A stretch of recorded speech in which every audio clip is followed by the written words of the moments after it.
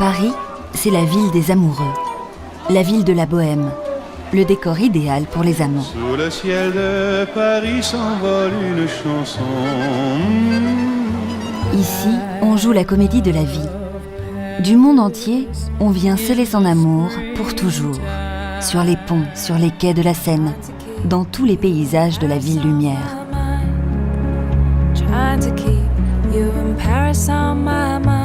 Au fil de ces monuments, Paris raconte à la fois la grande histoire et celle plus légère des aventures et des rendez-vous discrets.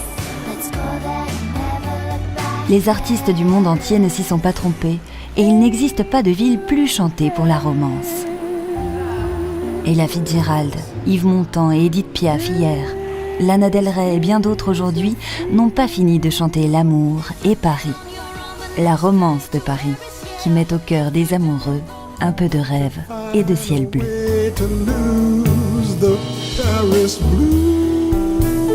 Évidemment, à Paris, au premier regard, une grande dame s'impose, celle qui domine les toits de la ville.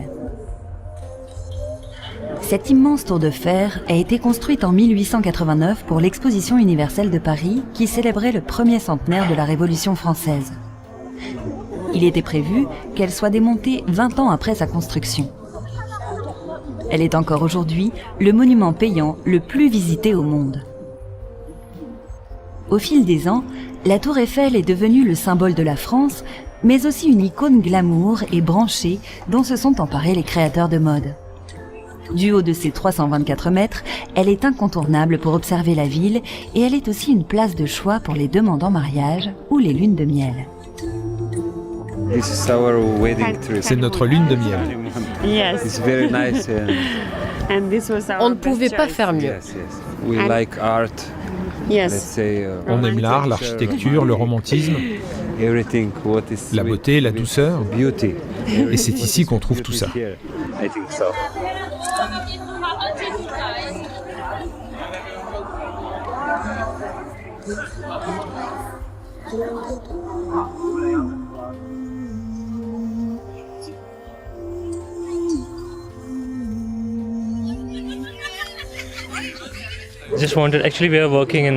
En fait, nous travaillons en Norvège et nous effectuons un voyage en Europe.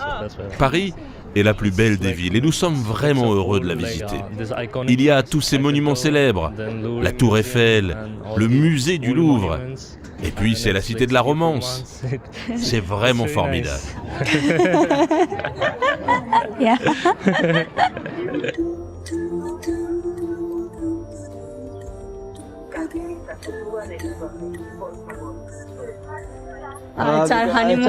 C'est notre lune de miel. C'est la ville la plus romantique et il fallait qu'on y vienne. Aujourd'hui, c'est notre 10e anniversaire de mariage. Ça vient des temps anciens, du temps des rois. Le français était assez populaire dans l'aristocratie russe. Ils parlaient français et donc, la France est très romantique pour nous.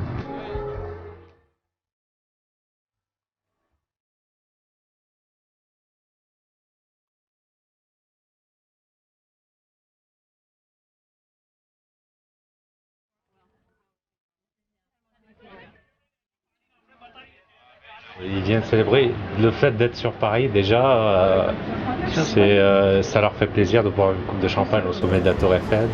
D'être là, de demander au sommet de la Tour Eiffel, ça fait quelque chose de spécial, c'est original, c'est unique. Donc voilà. Mais parfois, il y a des demandes ratées. Et, c'est déjà arrivé que les gens ils disent voilà, la fille a dit non. Depuis les faces nord et ouest de la Tour Eiffel, on distingue sur la rive droite de la Seine la plus grande place de Paris. La place de la Concorde, avec son obélisque de Luxor et ses 2 fontaines monumentales, dites des fleuves et de la mer. Place de la Concorde, un dimanche, c'est le point de départ idéal pour une balade dans Paris, en amoureux et en voiture. Mais pas dans n'importe quelle voiture, une 2 chevaux. Peut-être la voiture française la plus populaire des années 50. Décapotable, bien suspendue, elle est parfaitement adaptée à la découverte de la ville en amoureux. Alors c'est parti pour un petit tour dans Paris en 2 chevaux. Avanti. Bora et Loïc ont rendez-vous avec Eric, qui est venu avec Amélie, sa deudeuche favorite. Alors on a de la chance parce qu'aujourd'hui, dimanche, ça roule très bien. Et comme c'est un week-end prolongé, la plupart des Parisiens sont partis. Vous étiez déjà monté dans une 2 chevaux? Jamais. Ni l'un ni l'autre. Alors celle-ci, elle est de 1984. Hein. Ils ont commencé la construction en 1948 et pour la terminer en 89, si ma mémoire est bonne. Et les derniers modèles sont sortis au Portugal. En plus, c'était bien parce que comme on n'a pas de toit, on profite vraiment du panorama. Ouais, c'est vrai. Ouais, c'est très beau. Vous connaissez un peu l'histoire de Paris. Il faut savoir qu'à la fin du 19e siècle, le baron Haussmann a détruit toutes les maisons médiévales de Paris. Alors, qui étaient en bois et en paille. Alors, pourquoi? Parce qu'elles étaient dangereuses pour le feu, l'incendie. C'était plein de petites ruelles insalubres, peu sûres le soir. Et puis surtout, d'un point de vue stratégique, pour déplacer des canons, c'était d'un point de la ville à l'autre, c'était impossible. Donc il fallait construire des grandes artères. Alors, il a tout détruit pour construire ce type d'immeuble qu'on appelle des immeubles haussmanniens, typiquement fin 19e. L'église de la Trinité, construite pendant les grands travaux de Haussmann, intéressant parce que c'est un mélange de gothique et de renaissance. Et on va arriver sur Pigalle. Vous savez qui était Pigalle? Jean-Baptiste Pigalle, sculpteur français du XVIIIe siècle. On peut encore voir ses œuvres, sculptures au Louvre. Il était tellement connu qu'on a donné son nom au quartier où il était. Tous les sex shops sont à Pigalle. Ça fait partie du folklore de Pigalle. Et le Moulin Rouge, il faut savoir que le French Cancan, à l'origine, était une danse qui a été interdite parce que les filles ne portaient pas de sous-vêtements sous les robes. C'est pour ça qu'au Moulin Rouge, ça devait se faire et que tout le monde allait au Moulin Rouge voir les filles danser. Alors, Moulin Rouge, l'endroit peut-être au monde où on boit le plus de champagne, puisque c'est 900 bouteilles tous les soirs. Voilà, et on se retrouve rue Le Pic. Et là, nous sommes à Montmartre. Il faut savoir que les gens qui habitent Montmartre, les Montmartois ne se disent pas parisiens, ils sont Montmartois. Je connais pas particulièrement l'histoire de Paris. J'ai pas trop fait des études dans l'art ou quoi, donc j'ai pas ni dans la culture. Donc, Et toi? Pareil, j'ai déjà étudié l'histoire française, mais pas sur Paris, quoi. Quand on parle de Paris, il y a quelques personnages récurrents qui reviennent. Louis XIV, Napoléon, Napoléon III, Henri IV pour les places. Voilà, on va grimper jusqu'au sommet. Le Sacré-Cœur donc, le style, c'est un peu roman byzantin. Ça ressemblerait de loin un peu à Sainte-Sophie, à Constantinople, vous voyez. Donc voilà, le sommet de Paris. Avec ses 130 mètres, la colline de Montmartre est le point culminant de Paris. Tous n'ont pas la chance, comme Loïc et Bora, d'y venir en 2 chevaux. Et la visite commence souvent par l'ascension des 222 marches qui mènent au Sacré-Cœur. La construction de cette basilique débute en 1875 et elle est liée à un événement tragique. C'est à cet endroit, en 1871, que les Parisiens se révoltent contre le régime politique de l'époque. Ils créent un gouvernement autonome ouvrier pour Paris, mais l'expérience tourne court et elle est réprimée dans le sang. 4 ans après cet épisode appelé la Commune de Paris, les Français financent par leurs dons la basilique du Sacré-Cœur pour symboliser le retour à l'ordre moral après l'insurrection parisienne.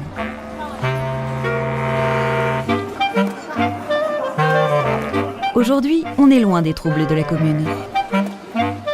À quelques mètres du Sacré-Cœur, la place du Tertre, vestige de l'ancien village de Montmartre. Ici, au début du XXe siècle, on pouvait croiser Utrillo ou Picasso. Ces peintres ont fait la réputation de la place et depuis lors, dessinateurs, portraitistes et caricaturistes s'y retrouvent et mettent leur talent au service des touristes de passage. À cause de cette histoire, les habitants du quartier ont gardé une identité un peu à part dans Paris. Alors par exemple, pour la fête des voisins, on sort l'orgue de Barbarie et on pousse la chansonnette révolutionnaire comme au bon vieux temps.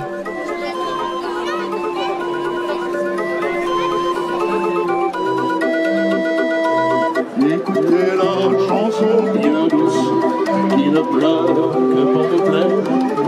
Elle est discrète, elle est légère, avec son nom sur de la mousse.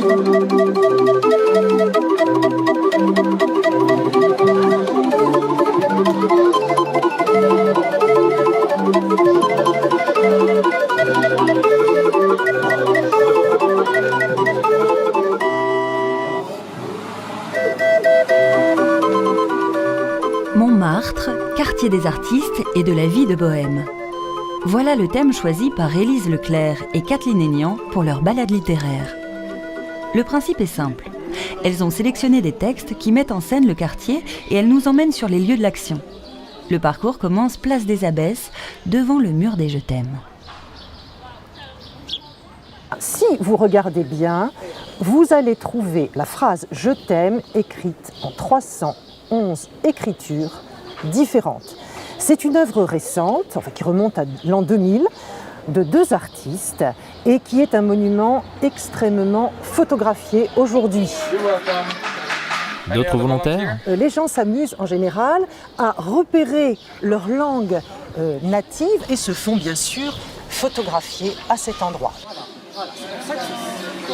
Un premier texte qui va entamer cette balade, c'est un texte de Roland d'Orgelès intitulé « Le marquis de la Dèche » et qui introduit tout à fait dans cette atmosphère montmartroise. On est au début du XXe siècle.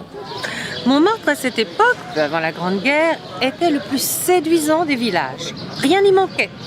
Ni la vieille église, ni le cimetière paroissial, ni les porches de ferme, ni les bistrots à tonnelles, ni un puits à la margelle usée. Il y avait même 3 moulins et aussi une chaumière où le roi Henri, racontait-on, avait abrité ses amours. Chaque maisonnette avait son bout de jardin. Les galopins, en sortant de l'école, maraudaient des cerises et le dimanche, les Parisiens montaient en bande pour respirer le bon air.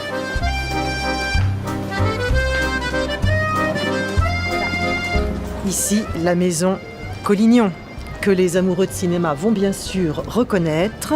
C'est un lieu célèbre depuis une quinzaine d'années, depuis la sortie mondiale, le succès planétaire du film, bien sûr, Le fabuleux destin d'Amélie Poulain.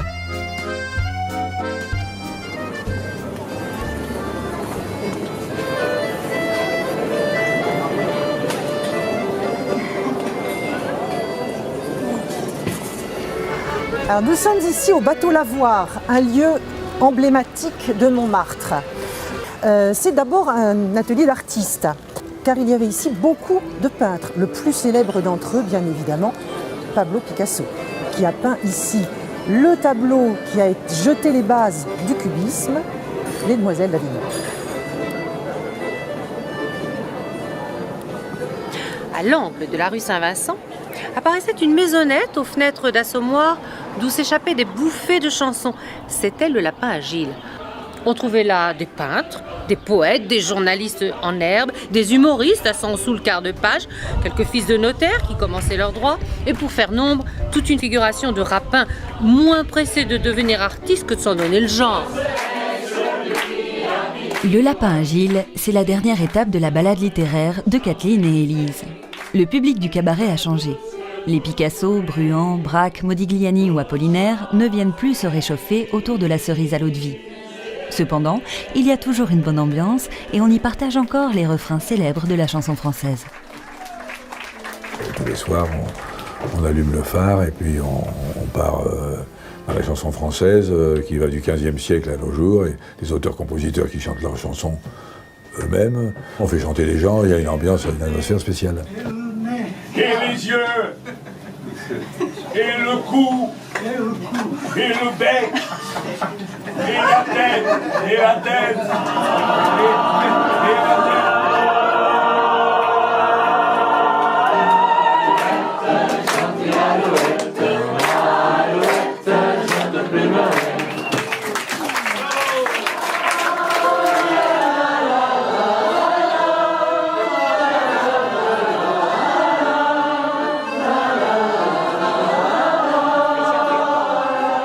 Les gens qui viennent ici sont toujours surpris, même les jeunes, parce que c'est peut-être la première fois qu'ils entendent la voix ou les instruments en acoustique, parce qu'ici il n'y a pas de micro, pas de laser, rien du tout. Il faut avoir un minimum de voix. Et là, évidemment, on ne triche pas. C'est un spectacle authentique. La nuit, quand je rêve si de lui, de mon âme. Oh, ce n'est pas qu'il est beau, qu'il est riche, ni costaud, mais je l'aime.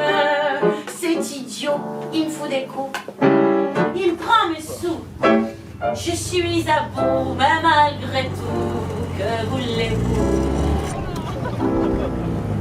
Je Et on va arriver devant la pyramide du Louvre, une idée de M. Mitterrand qui, pour ses grands travaux, avait fait la librairie, l'Opéra Bastille et la pyramide du Louvre.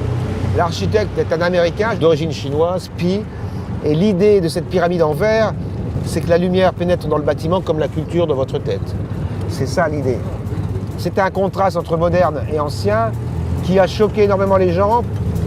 Et qui fait l'histoire aujourd'hui. Qui fait l'histoire aujourd'hui.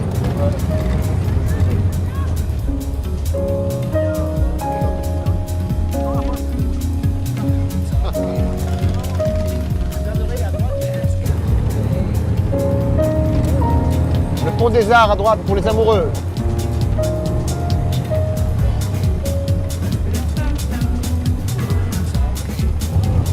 Les bouquinistes, typiquement parisiens. Et le Pont Neuf, qui porte mal, voilà, il porte mal son nom, c'est le plus vieux, fin 16e. Parce que quand on l'a construit, c'était le Pont Neuf.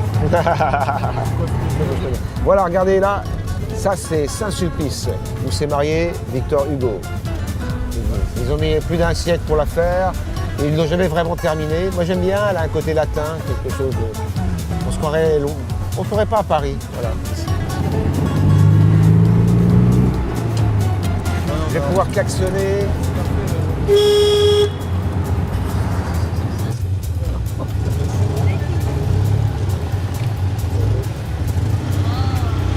On y voit en 2 chevaux, il se passe toujours quelque chose. Sous les drapeaux, voilà le Procope, le plus vieux café de Paris. Café de Voltaire et de Rousseau.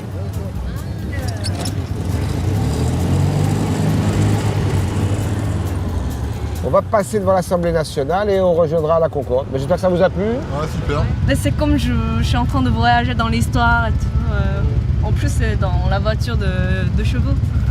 C'est vrai que les Français font beaucoup d'histoire.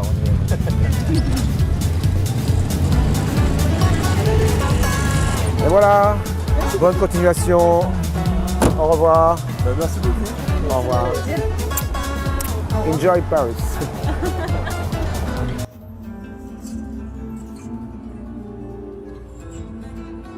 Bora et Loïc vont continuer à pied leur balade sous le ciel de Paris.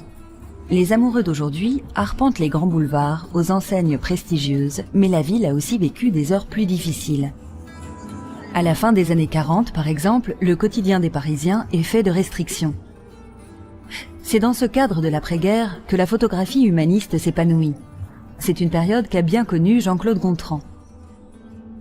À l'époque, il était très proche de Robert Doisneau, le célèbre photographe. Il lui a d'ailleurs consacré un très joli livre où l'on retrouve l'image la plus célèbre de Robert Doisneau. On va aller au musée de l'Hôtel de Ville. Voilà.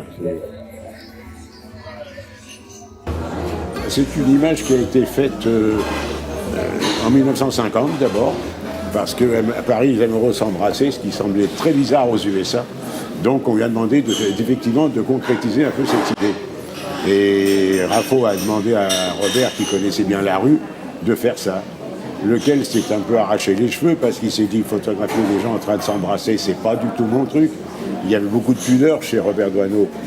Et coup de chance inouï, à peu près en même temps, il a rencontré, en marchant dans la rue, à la terrasse d'un café, un couple qui s'embrassait goulûment. Donc il a trouvé ça très mignon, il a attendu un petit peu, il leur a demandé si ils acceptaient qu'il refasse la photographie, puisque il les trouvait très beau. Elle a été publiée dans Life, mais au milieu des autres, pas plus grand format. Personne ne l'a remarqué plus que d'autres. Donc elle est passée comme ça. C'était en 1950.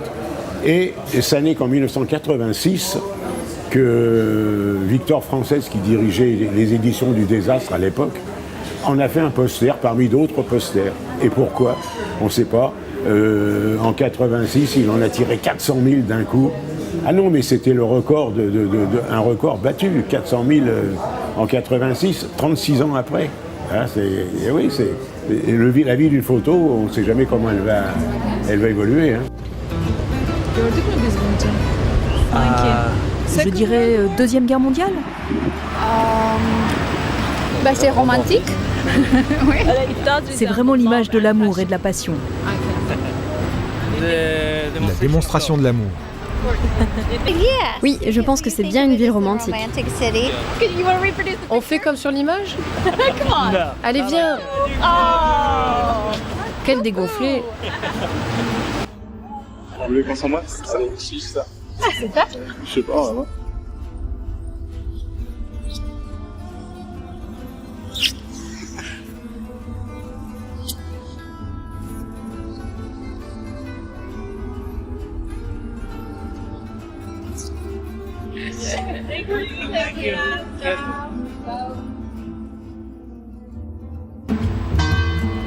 Derrière l'hôtel de ville, entre la place de la République et la place de la Bastille, se trouve le quartier du Marais. Au XIXe siècle, il a échappé aux aménagements du baron Haussmann et a conservé ses ruelles. En vous y promenant, vous n'échapperez pas à ces images collées sur les murs. C'est un street art d'un genre nouveau, basé sur l'éphémère, que l'on doit à Fred le Chevalier. Fred était instituteur avant de tout plaquer pour vivre une vie de bohème. Désormais, il dessine et il expose dans les rues.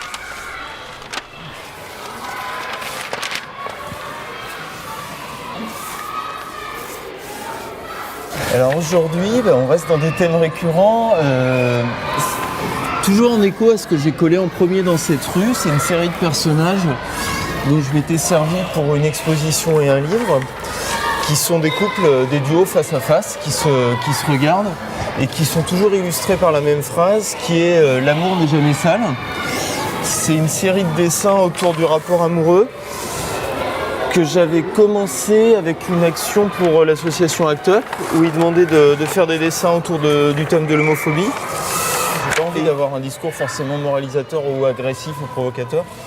C'était simplement du doux. Celui-là, il est un peu caractéristique parce que c'est des personnages androgynes. On est dans le féminin, masculin mélangé. Des petits motifs, comme je mets toujours, et puis une envie de doux. Après, libre à chacun d'y voir ce qu'il veut.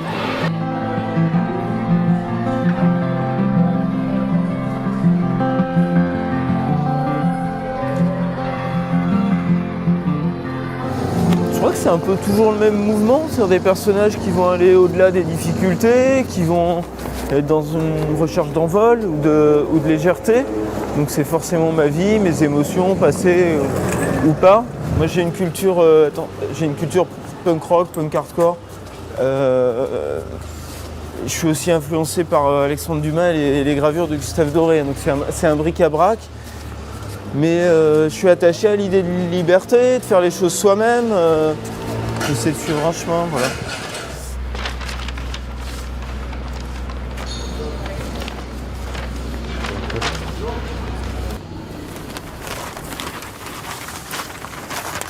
Je trouve qu'il y a un lien avec l'enfance un petit peu dans ce genre d'activité-là, parce que t'escalades un petit peu, tu parles à des gens, t'es dans tes repères et tu les perds un petit peu. Donc il y a un côté enfantin rigolo, quoi, parce que il y a une notion de parcours des fois. C'est comme quand t'es petit, tu construis une cabane dans la forêt, là tu te promènes, tu t'enthousiasmes pour quelque chose qui est complètement anodin. Voilà, lui c'est une bonne place pour lui.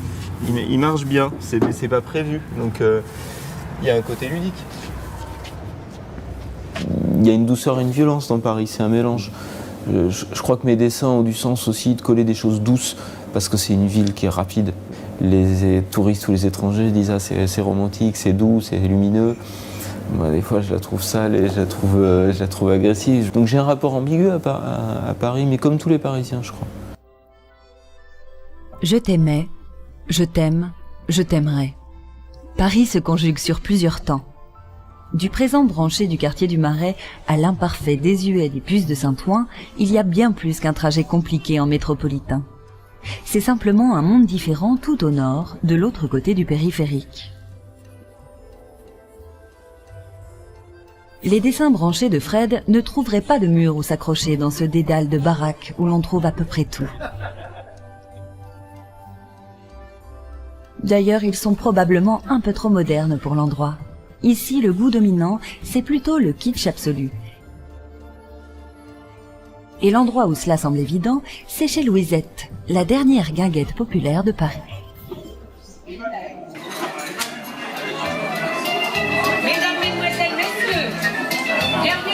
et bon appétit. Je ne sais pourquoi je vais danser à Saint-Jean au musette.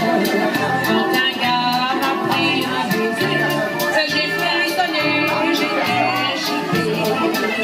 Comment ne pas perdre la tête, serré par les bras audacieux, car on croit toujours au doux mot d'amour quand il s'en dit avec plaisir. Moi qui l'aimais tant, je le trouvais le plus beau de Saint-Jean. Il ne m'aime plus, c'est du passé, Génial, je suis vraiment contente. C'est typique de la tradition française. Et j'aime ce concert ici. Au début, on ne pensait pas avoir une occasion comme ça et c'est une bonne surprise. C'est peut-être aussi, un lieu qui peut faire fermenter l'amour. Bien sûr, je connais Edith Piaf et je l'adore. La guitare à chaque fois, si tu me veux, que tu sois loin de moi, que m'importe et les problèmes, mon amour, crois-tu on s'aime?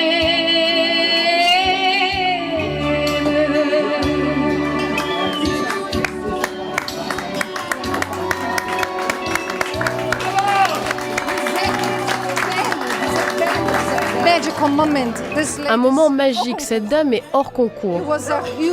C'était un immense plaisir et cela va droit au cœur. Des dames comme elle, il n'y en a plus. Je suis tellement heureuse d'avoir le privilège de l'écouter. C'est génial d'être ici. Et Paris, c'est Paris. Cette dame est incroyable. Le charme, tout est charme et amour ici. L'atmosphère, les Français, vous êtes tellement charmants, nous adorons cela. On vient tous les années et on vient aussi tous les années par ici. Parce qu'on trouve ce petit restaurant avec les chanteurs et l'ambiance est formidable. On connaît Manuela depuis des années, je l'aime bien, mais je trouve qu'elle ne ressemble pas tellement à la Piaf. Et lui, c'était avant le ministre de la Culture française. Le ministère, il est venu lui mettre la décoration. Il est venu lui mettre la décoration au restaurant. Je suis espagnole, je suis venue à Paris. Vous aimez? Oui, c'est merveilleux, c'est beau. On essaye de préserver justement cette atmosphère qui est unique, qui est une atmosphère de la vieille guinguette française et qui est sublime, et qui rappelle les belles années.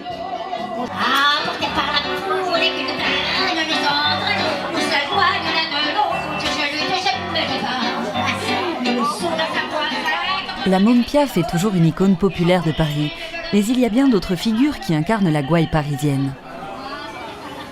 En 1938, dans le film Hôtel du Nord de Marcel Carnet, sur une porte d'écluse du canal Saint-Martin, Arletty lance à Louis Jouvet un « Atmosphère! Atmosphère! Est-ce que j'ai une gueule d'atmosphère ?» qui va traverser l'histoire. Cette réplique, on l'entend encore souvent ici, sur les quais du canal, devant l'Hôtel du Nord.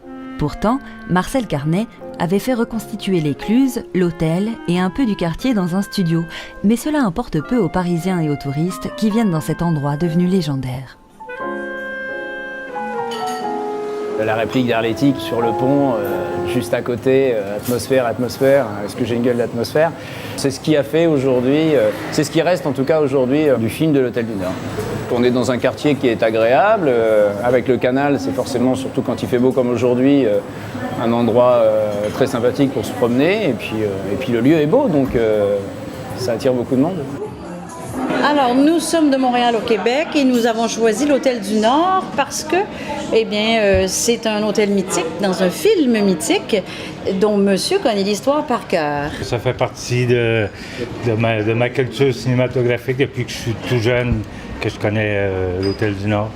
Puis ces films-là qu'on n'a pas toujours l'occasion de voir, mais ils nous interpellent toujours parce que ça fait partie d'une certaine façon de notre propre culture.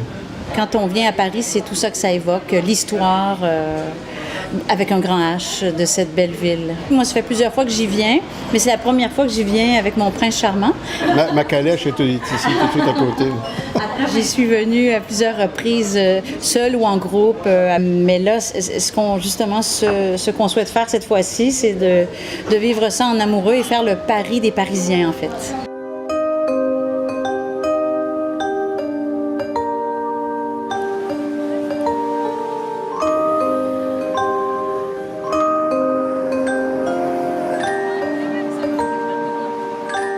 Le canal Saint-Martin était traditionnellement un quartier extrêmement populaire. Il s'est peu à peu embourgeoisé depuis les années 2000.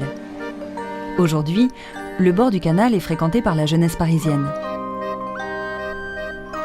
C'est un quartier bourgeois bohème où on vient se reposer, discuter autour d'une bière ou simplement changer d'atmosphère le long des quais.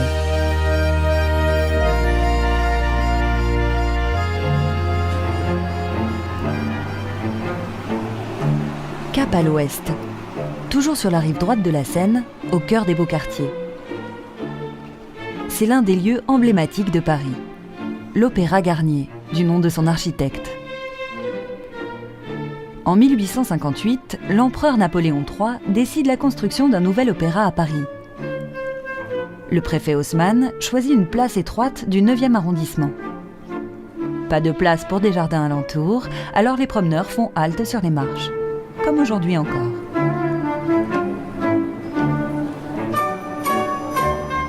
Il y a autour de ce bâtiment une légende tenace, celle qui veut qu'un fantôme hante ses murs.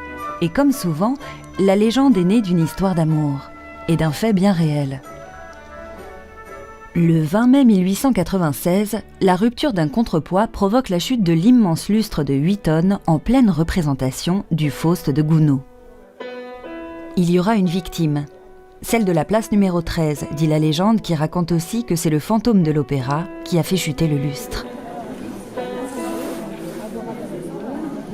Amoureux d'une cantatrice, un soir où sa bien-aimée ne peut chanter, en colère, il aurait fait tomber le lustre sur le public.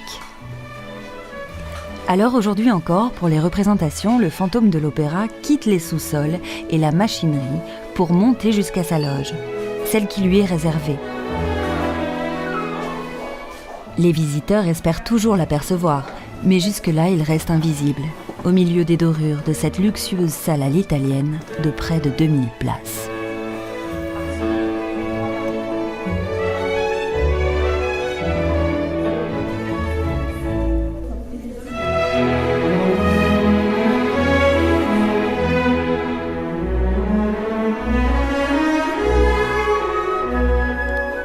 Garnier fait donc partie de ces monuments qui racontent l'histoire de Paris, tout comme Notre-Dame. La cathédrale fut longtemps le monument le plus haut de Paris. Elle a vu passer presque tous les rois et empereurs de France.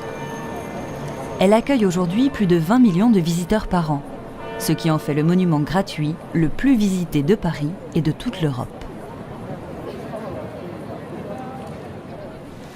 À côté des Halles, le Centre national d'art et de culture Georges Pompidou, plus souvent appelé Beaubourg, a finalement trouvé sa place dans le décor parisien après des débuts contestés pour son architecture moderne. Il accueille l'une des 3 plus importantes collections d'art moderne et contemporain au monde. Mais la ville se révèle aussi par des endroits un peu moins connus, comme la rue Montorgueil, dans le 2e arrondissement. Une rue typiquement parisienne, avec ses boutiques et ses troquets.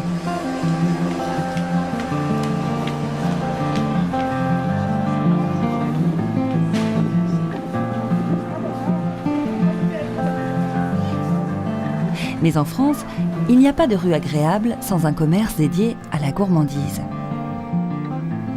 C'est donc au numéro 5 que l'on trouve de quoi réjouir les papilles, la plus ancienne pâtisserie de Paris. Une maison fondée en 1730 par Nicolas Storer, le chef pâtissier du roi Louis XV.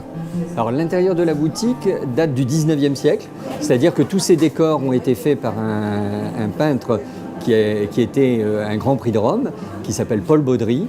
Et Paul Baudry, entre autres, s'est vu confier le grand foyer de l'Opéra de Paris.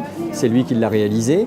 Donc c'est pourquoi ces peintures murales et au plafond sont classées, sont à l'inventaire des monuments historiques de la ville de Paris, parce que ça a été quand même fait par un artiste quand même de renom. On ne vient pas seulement chez Storer pour le plaisir des yeux. La réputation de la pâtisserie s'est bâtie autour d'un petit gâteau royal au nom évocateur. Le Puy d'Amour était un gâteau qui était servi lors des dîners coquins du roi Louis XV à Versailles. Parce que bon, c'est notoirement connu que Louis XV appréciait tout particulièrement la gente féminine, et lorsqu'il faisait ses petits dîners intimes, il aimait bien qu'on serve le Puy d'Amour, ce qui avait une grande signification à cette époque-là pour la personne qui était invitée à dîner chez le roi. Les recettes existaient et elles ont été transmises de successeur en successeur sans qu'il y ait particulièrement d'écrit.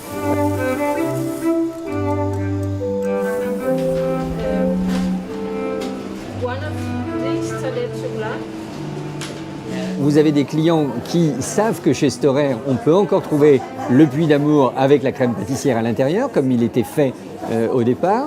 Donc ils viennent spécifiquement pour ce gâteau.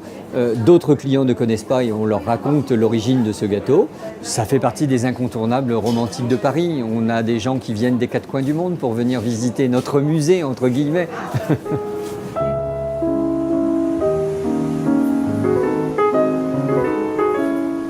À Paris, le romantisme est partout, y compris dans les lieux où on l'attend le moins. Dans les cimetières, par exemple. Et Thierry Leroy s'est emparé de cette particularité pour en faire son métier. Il se définit lui-même comme un nécro-romantique. À la demande, il guide les touristes dans les 40 hectares de l'immense cimetière du Père-Lachaise. De tombe en tombe, il raconte, inlassablement, des histoires d'amour. Nous sommes dans ce fameux cimetière du Père-Lachaise. Je pense qu'on peut dire fameux car c'est un des cimetières les plus connus au monde, puisqu'on estime à plus de 3 millions de visiteurs par an. Ce fameux cimetière dans la ville de l'amour qui est Paris, où reposent de nombreux personnages, où on peut parler aussi d'histoire d'amour, et en particulier la très belle histoire d'amour d'Héloïse et Abélard. Abélard est un chanoine, il professe, il est très célèbre. Héloïse est une belle demoiselle et l'oncle d'Héloïse va confier à Abélard l'éducation de sa nièce. Bon, voilà, ils se voient tous les jours, et évidemment, l'impensable se produit, c'est-à-dire qu'ils vont tomber amoureux. Alors le petit incident, c'est qu'il va y avoir un enfant. Et là, évidemment, l'oncle de Héloïse va pas être du tout content de cette trahison, car on peut parler de trahison. Et la sentence va être très dure, puisque l'oncle va envoyer des hommes de main auprès d'Abélard et il va faire castrer Abélard. Mais bon, peu importe, l'histoire va continuer, il y aura mariage en secret. Ça n'empêchera pas qu'il y aura de très nombreuses lettres d'amour. Et je dois dire, torride, vraiment, Héloïse est très très amoureuse. Si le cimetière du Père-Lachaise est connu par les touristes qui viennent découvrir la capitale, la ville lumière, c'est parce qu'il y a la présence de Jim Morrison. C'est cette notoriété internationale qui fait que des touristes du monde entier vont venir au Père-Lachaise pour découvrir la tombe de Jim. Mais bien sûr, au travers de Jim, ça leur permet de découvrir le lieu romantique qu'est le cimetière et d'autres personnages. Parce qu'ici, on pourrait presque faire un tour du monde en 80 tombes, si j'ose dire. Petite référence à Jules Verne. Quand on dit que le cimetière du Père-Lachaise est un cimetière romantique, c'est de par son ambiance végétale, les jardins, les petits chemins, la végétation abondante, mais c'est aussi la présence de personnages emblématiques de cette période romantique. Voici la magnifique tombe de Frédéric Chopin. Eh bien, il est très très émouvant. Enfin, personnellement, l'aspect romantique peut-être du monument, c'est que Frédéric Chopin a émis 2 vœux. Le premier, que la Pologne l'accompagne dans son voyage éternel. Alors, comment exaucer ce vœu? Eh bien, c'est simple. On a déposé dans son caveau une boîte dans laquelle on a mis de la terre de Pologne. Et le deuxième vœu, c'était qu'il souhaitait que la Pologne ait un peu de lui. Eh bien, son corps a été inhumé ici, mais sans son cœur. Donc le cœur a été extrait Et il est maintenant à Varsovie, dans une colonne de l'église Sainte-Croix.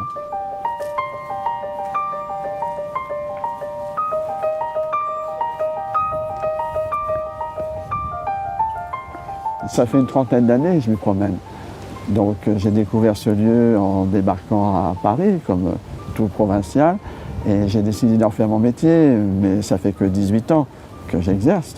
Et c'est vrai, c'est devenu presque ma deuxième maison, et j'ai toujours plaisir, même 30 ans après, à m'y promener. Et je pense que le Père-Lachaise fait partie des trésors de la capitale.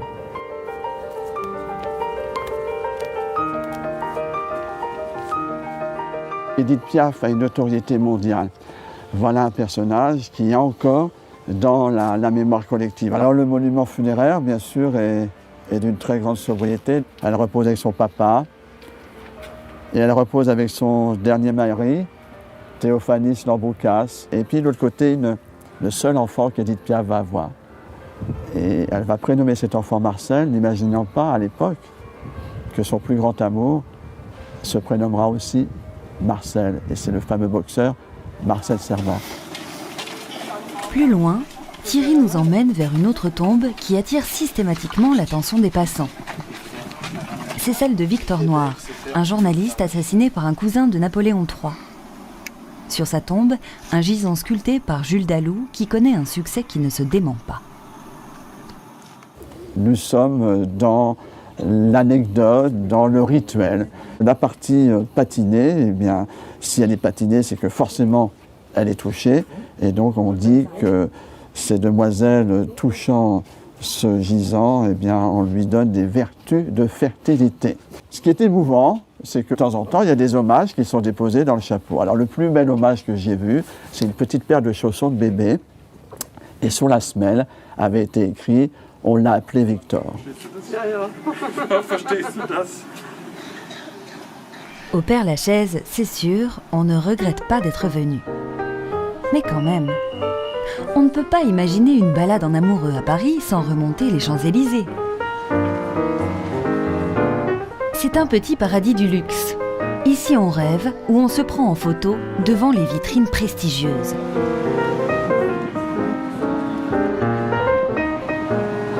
L'Arc de Triomphe accueille ceux qui sont allés jusqu'à l'extrémité ouest des Champs. Du haut de ses 50 mètres, il symbolise aussi la France. Le monument est prestigieux, un décor parfait pour ce qui fera une belle photo dans le salon. Mais il y a aussi un autre incontournable, Versailles. Il y a le château bien sûr, mais pour une approche romantique, la visite des jardins à la française s'impose. Une autre version de l'histoire de Versailles, côté jardin, qu'Alain Baraton, le jardinier en chef, connaît mieux que personne. Je crois qu'il existe deux Versailles. Le Versailles du roi, le Versailles d'autorité, le Versailles à la française où tout est rectiligne, tout n'est que jeu de symétrie et perspective. En un mot, un Versailles qui ne plaisante pas beaucoup, qui montre la puissance et la richesse d'un monarque. Et puis le Versailles intime, le Versailles qui permet au monarque bien, de temps en temps de s'éloigner des contraintes de la cour, et nous y sommes. C'est le Petit Trianon, un lieu cher à Louis XV. C'est ici d'ailleurs que Louis XV va aimer se promener avec ses favorites, et Dieu sait si elles sont nombreuses. C'est ici que Marie-Antoinette va trouver refuge, parce qu'elle ne supporte pas le protocole de la cour. Donc là, on est vraiment dans le Versailles, je dirais, paisible. C'est un petit peu une île où vont se réfugier les monarques qui ont soif d'intimité.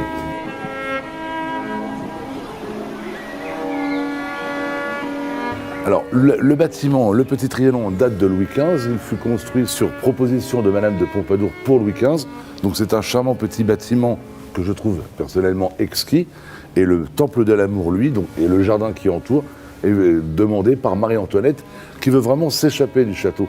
Il faut avoir conscience que du temps des rois, il y a des dizaines de milliers de personnes tous les jours présents dans le jardin et dans le château. Donc c'est épouvantable. Et on a aujourd'hui, comme hier, besoin de temps en temps d'un cadre romantique. Et bien le cadre romantique, nous y sommes. Un jardin finalement aux courbes, j'allais dire sensuelles, aux senteurs exquises. Il y a quantité d'arbustes à fleurs. Un jardin où il fait tout simplement bon vivre. Le jardin voulu par Louis XIV sous les fenêtres de son château est un jardin à la française qui doit obéir au roi. Mais Louis XIV, de temps en temps, est aussi un homme qui a le cœur qui bat. Alors il va construire le Grand Trianon, un bâtiment pour lui permettre de rencontrer ses proches. Et ce palais va devenir le palais de flore, où l'on va installer les fleurs qui, à l'époque, étaient parmi les plus rares. Toutes ces plantes que l'on voit aujourd'hui étaient autrefois prélevées dans les pays lointains, présentées au roi. C'était véritablement des raretés végétales. La fleur, c'est également la séduction. On est tenté, surtout si on s'appelle Louis XIV, de se pencher, de couper quelques marguerites et de les ouvrir à une dame que l'on a envie de séduire. Et peut-être que la fleur à Versailles, à Trianon, eh bien c'est peut-être le rappel que finalement ce lieu n'est pas figé, il est vivant.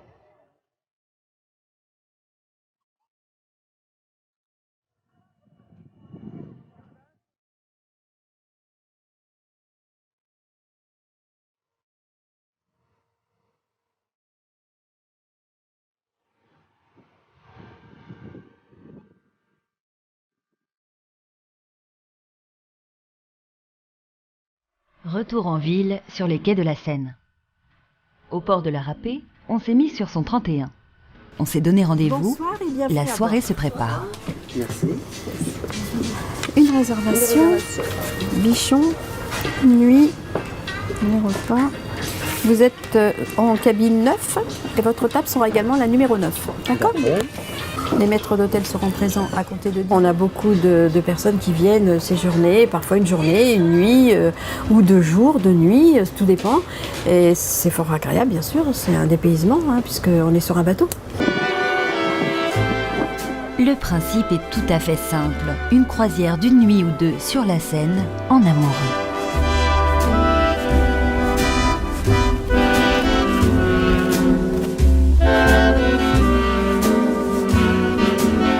Cadeau de Noël que Mathieu m'a fait pour clôturer notre semaine à Paris. C'était la semaine à Paris pour l'anniversaire et pour Noël c'était juste ça, le dîner ce soir.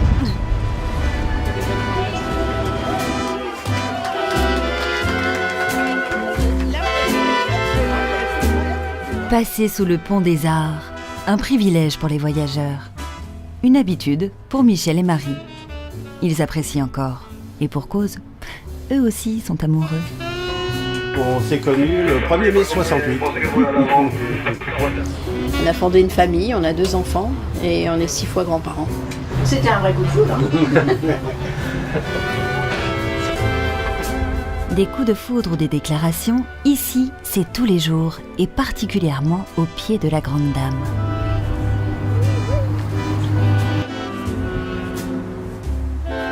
C'était génial, magnifique. En fait, ça fait 3 ans qu'on est ensemble et au début de notre relation, j'avais demandé une demande près de la Tour Eiffel sur une péniche, etc., comme une princesse. Et je pensais pas l'avoir, là, vous avez. Ouais. Je pensais pas l'avoir du tout et au final, il me l'a fait ma demande comme dans les rêves.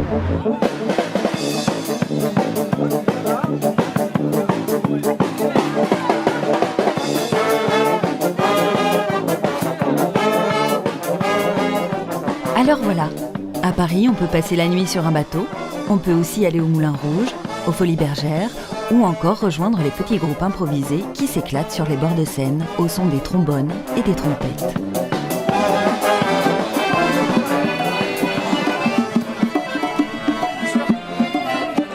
D'autres choisissent la valse et l'accordéon.